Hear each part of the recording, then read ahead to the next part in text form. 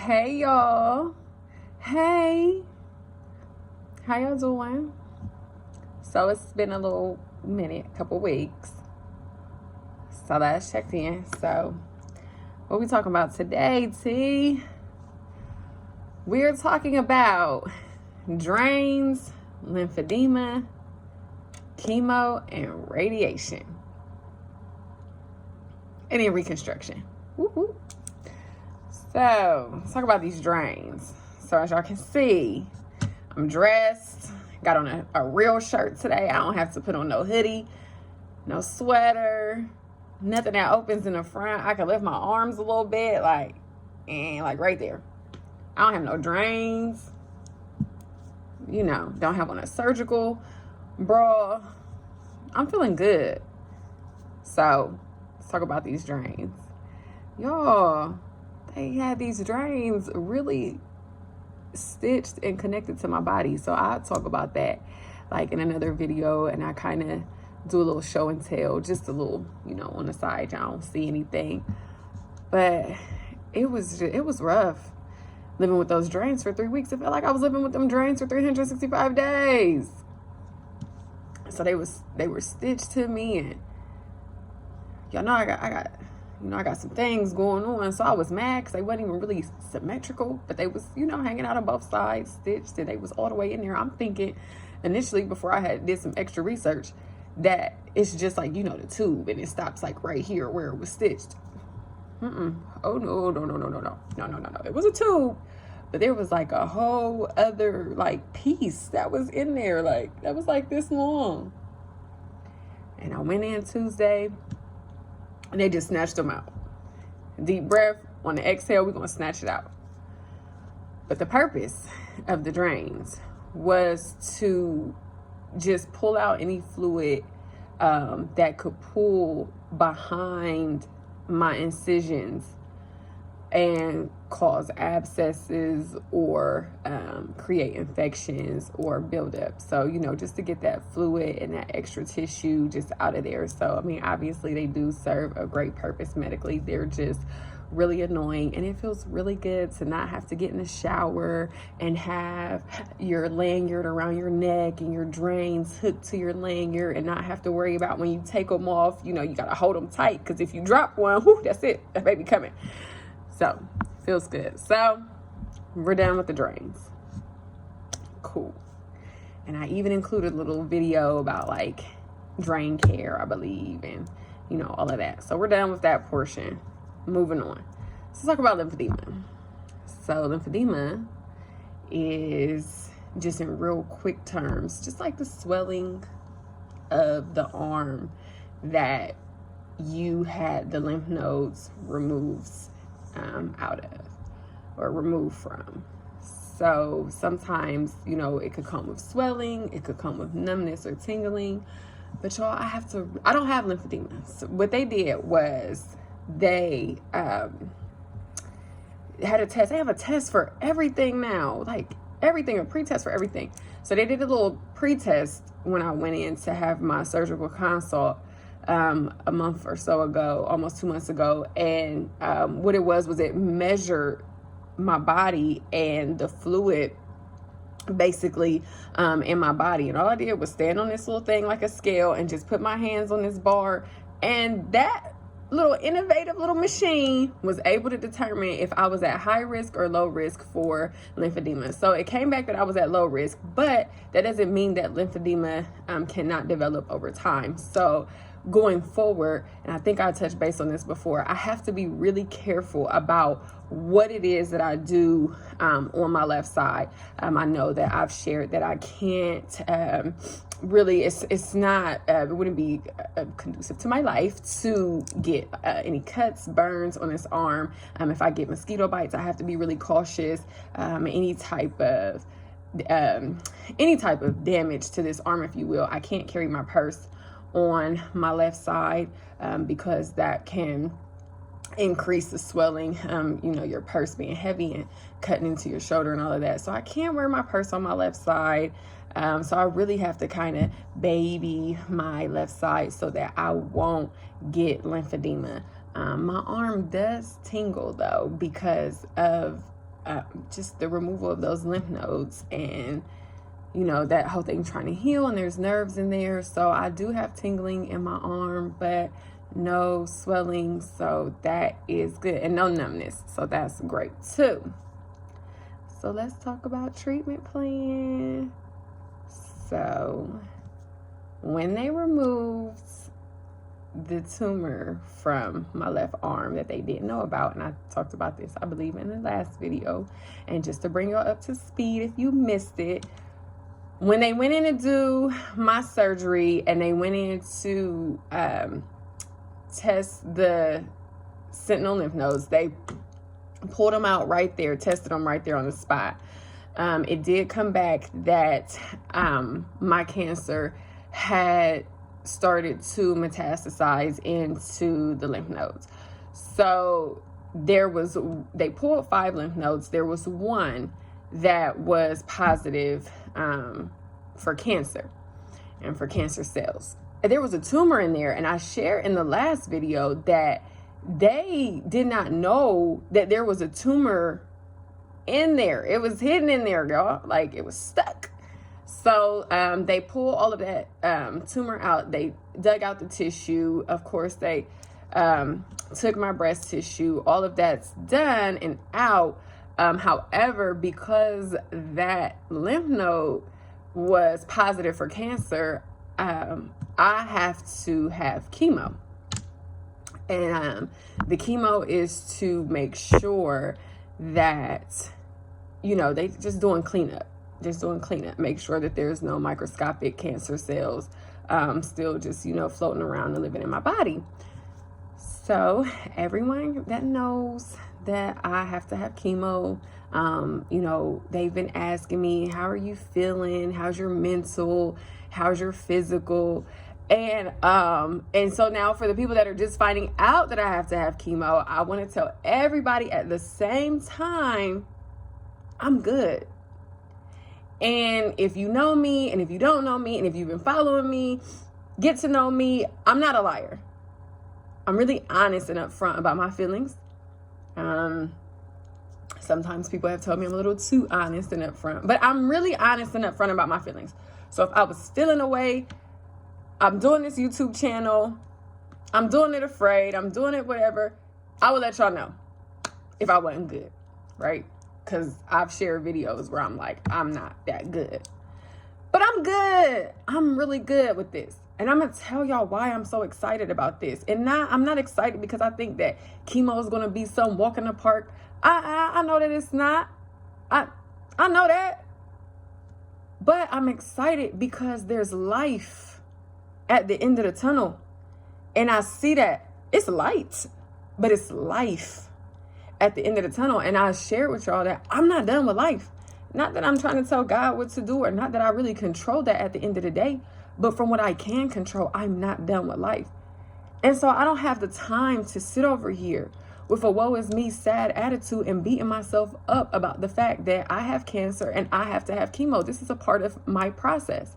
And everyone's process is different. Some people elect not to get chemo. Some people elect not to get radiation, and that is great. Whatever their personal preference is, that's what works for them, and that's what they feel like they have to do for them. But what I have to do for me is I have to live. I have to do that for myself. I have to do that for my children. I have to do that for my family. I have to do that for my grandparents. Don't tell nobody. I tell them all the time, but I'm just letting y'all in on a little secret. I'm my grandparents' favorite. Okay. But anyway, back to the serious stuff. I'm not done. So I have to do what it is that I have to do to live. And I have to do what I have to do to make sure that I extend the longevity of my life as long as I can, because I'm trying to get old, you know, and in 9 years, I don't want cancer to come back knocking on my door. Because I'm not going to have time for that in 9 years. Because I'm going to be doing something else. So I just don't want that. And so if chemo is going to be a way to prevent that from happening, then I'm going to do whatever it takes to prevent that from happening. Like, you know, don't let the necessary occur. So I'm excited. I'm excited about getting started because I'm excited about being healed. So everyone's asking me, how you doing? How you doing? How you doing? This is my answer, y'all. I'm excited. I'm good. I'm ready to go. Yes, it is the unknown, but I haven't always been dealt the best hand in life. So I've experienced a lot of unknowns and I've overcome all of that. So I'm ready. I'm ready to go through chemo, knowing that it's not going to be a walk in the park. Y'all pray for me. Y'all keep praying for me. And I'm going to keep praying for myself. Y'all pray for my children. Y'all pray for my body, that my body can sustain all of that. And we're going to be good. So I'm excited. I'm excited about chemo. I'm ready. My IVs, child. My veins are good for IVs. So I'm not going to have to get a port at this time. That I do know. So they just going to go in and, do the IV. And one of the things that she said, you will lose your hair. And so I said, okay. And she said, but, because I was like, okay, cool. Because I got a plan. I got a plan A with my hair. I got a plan B. And so she said, you will lose your hair. And I was like, okay. And she's like, but we can try cold cap therapy. So she's like, but it takes a very motivated and dedicated individual to do cold cap therapy. I said, listen, we're going to do what it takes. I like my little locks. They starting to grow and, starting to look a little bit decent. Clearly, I need a retwist, but that'll come, whatever. But we're going to do whatever it takes to try to save them. And then in the event that I can't, I'm going to just cut them off and keep them clean, keep them off to the side, and then we're going to be back. But I'm not afraid of losing my hair, or I'm not afraid of those things. I'm going to try cold cap therapy and keeping my scalp cold and, keeping the ice on there and all of that. Again, I'm going to do whatever it takes. So I'm excited. And I think that the thing for me, most of my time spent during my journey, honestly, has been coaching up the village. My direct villagers, they have been struggling with the fact and the idea that I have cancer. And because there is a lot of uncertainty that surrounds this disease and this illness. And so I've been spending my time telling the villagers, hey, chin up. We got work to do. Head in the game. We good. And so I'm like, well, shoot, I've been pumping it. I've been cheering for them. And that's okay. Because I want them to be reminded that I'm not sad. And we got work to do, and it take more energy to be sad and to be upset and to be feeling a type of way. And we need all our energy going into all of this positive because, yeah, I've been fighting this. My body been fighting this. But now the real fight, we've been sparring. That's what we've been doing. We've been sparring. But now it's time to really get in the ring and really fight now. This is where the battle is really about to begin for me, with chemo and not knowing what to expect. But I'm going to keep going. I'm going to keep fighting. I'm going to keep eating right. I've been eating a lot lately, but I'm going to keep eating right, and I'm going to keep doing that. And so we're going to be good. So then what's next, T? What's after chemo? Let's make this quick. So after chemo, 2 weeks after chemo, then I'll go right into radiation, 6 weeks of radiation. So my chemo is going to be 12 weeks of chemo, and then 6 weeks of radiation Monday through Friday. Boom. They're going to attack all of this. So all of this right here, because there's lymph nodes that come up across the chest and into the neck that they didn't test. So it's there could potentially be microscopic cancer cells in this region. I'm hoping not, but once I go through radiation, it'll kill those cells as well. Are there risks? Of course there's risk. We've gone over those risks. My skin could change color. It could get really dry. All of those things. I won't be able to get my permanent appendages here until after radiation because it can affect the implants. So, those are all risks that I have to consider, but they're all things that cosmetically can be fixed. There could be risks to the heart because your heart is clearly on the left side, but that's why they do a deep breath therapy. So once I start the radiation, they'll have me take a deep breath in just to kind of separate the chest cavity from the heart and create some space. So then that way there's no long-term cardiovascular effects to my heart. Very minimal risk of effects to the lungs. And one thing that I'm really grateful for, and one thing that I'm super blessed about, is that my care team, I didn't pick my care team. Most people don't.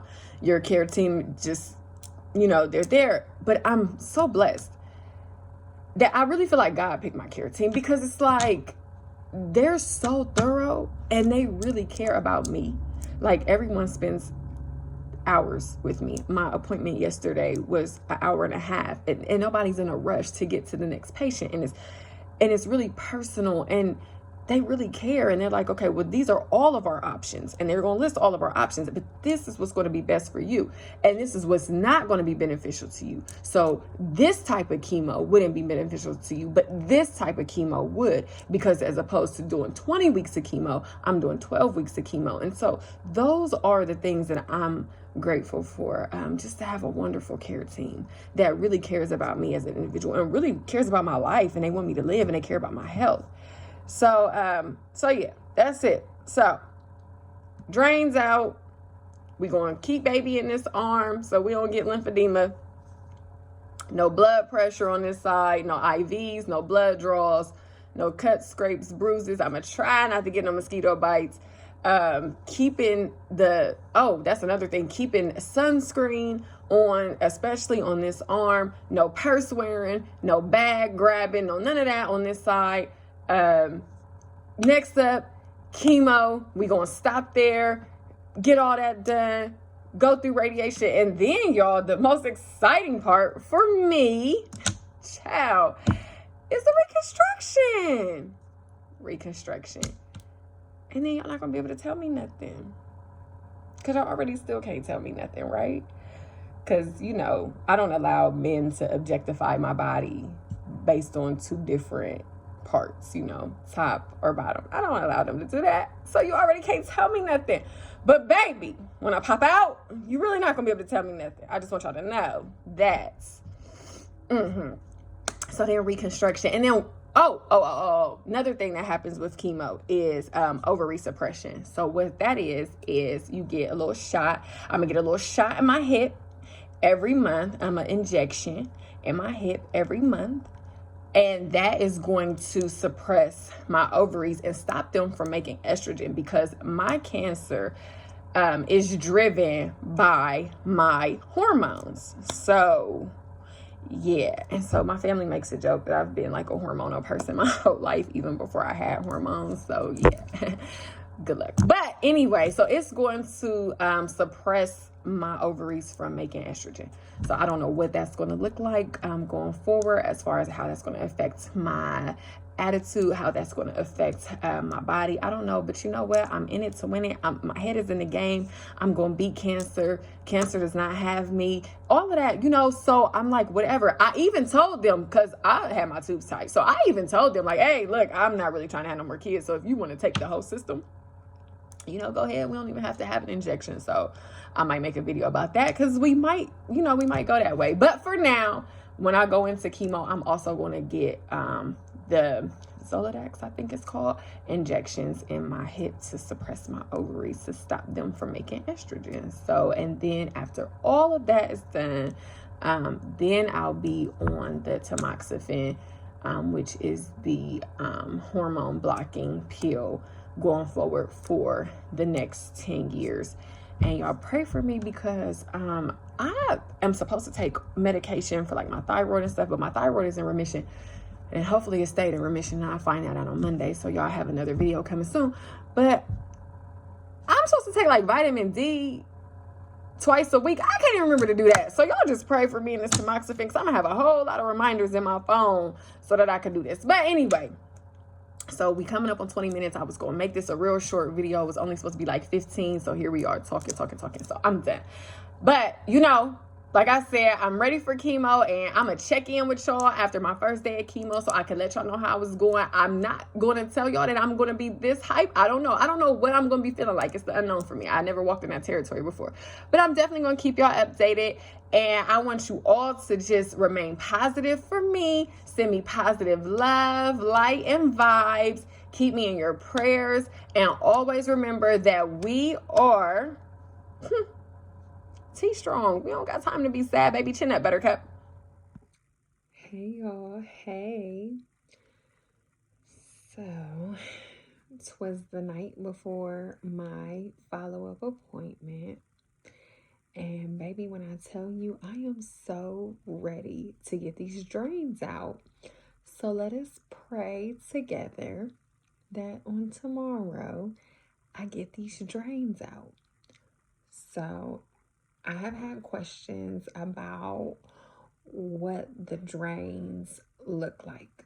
So I'm going to show y'all without, trying to expose my little body. So we have, let me see, drain. So it's in up there. And as you can see, they're hooked to my bra because you want to keep them hooked and pinned to you either on your bra. This is where the hospital pinned mine, so it was more convenient for me to keep them there, or like on your pants or like the bottom of your shirt. So the drain is up in here and it is stitched to me. I don't know if you can see, probably can't see, doesn't matter. Take my word for it, it's stitched to me. And when you are caring for your drain,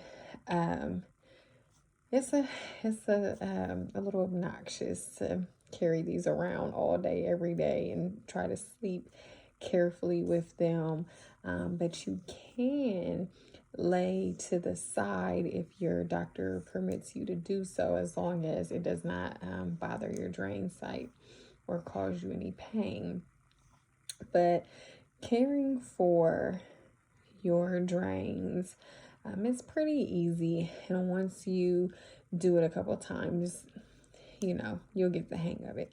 So you are supposed to change the drains 2 or 3 times a day, not wanting them to get more than, I don't want to show too much, more than half full, right? So 2 to 3 times a day. And when you start to change them, you want to strip or milk your drains. So stand up a little bit. So holding it from the side right here firm, and then just stripping it all the way down.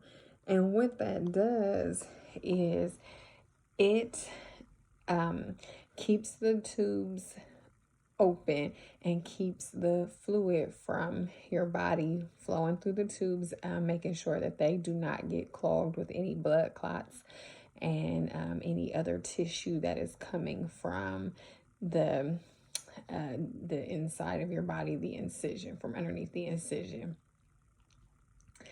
After you strip your drain down, you want to empty your bulbs. So you empty these little bulbs and into a little measuring cup like this. Then you empty it out. You measure the amount that's in the drain. You record what came out of drain 1 or 2 or 3 or 4 if you have more than 2 drains. And then I take a little alcohol pad, wipe around the top, and then I squeeze it and seal the top. So then that way, when the drain is as flat as possible, which you create that by squeezing it, you're making sure that you get the suction that you need to keep the fluids coming into the drain. You will notice that there is a little bit of tissue and air pockets in the drain tube. That is totally normal. You want to monitor the color of your fluid because every day the fluid should start to change, especially as you heal. So typically it'll start off a little bit more of a reddish color, and then it'll start to, you maybe see some yellowish color, and then it'll be like watery. It won't be as thick as the days go on, and that means that you're healing normally and everything is fine. But as the days go on, if you continue to see that dark reddish color, you notice that it's still thick, then you have a problem and you would need to go ahead and call your surgeon and let them know. If you have a temperature, or if you're feeling feverish or ill, those could also be signs of infection. So, and also if there's any redness or swelling at the site, call your doctor. So that's how I've been living for these past 2 weeks. So I'm excited, and I hope that tomorrow they tell me that the drains are coming out, because if not, y'all might see me on the news. Just kidding. And how do I shower with them? So showering with the drains is very tedious. But what I do is I have these lanyards that Ohio Health provided me. I put them around my neck. I pin the drains to the lanyards. And let's pause there. When you are pinning and unpinning your drains to clothing, lanyards, whatever, make sure that you have a firm grip on the drain, because you do not want it to fall off of any surface or out of your hand and it just fall. You don't want that to happen, number one, because that could probably be very painful, and they're still stitched to you, and the stitches and sutures are not removed until you go to the doctor. So I put the lanyards around my neck, I pin the drains to the lanyards, and then I just take a couple of strips of tape and I just tape down a little bit under where the drain is stitched, just to keep the drains close to my body. And that's what I do. And then when I get out of the shower, I make sure that I untape them and pin them back to my special bra once I get it back on. Put my little nightgown or hoodie on, and voila. That's it. So hopefully tomorrow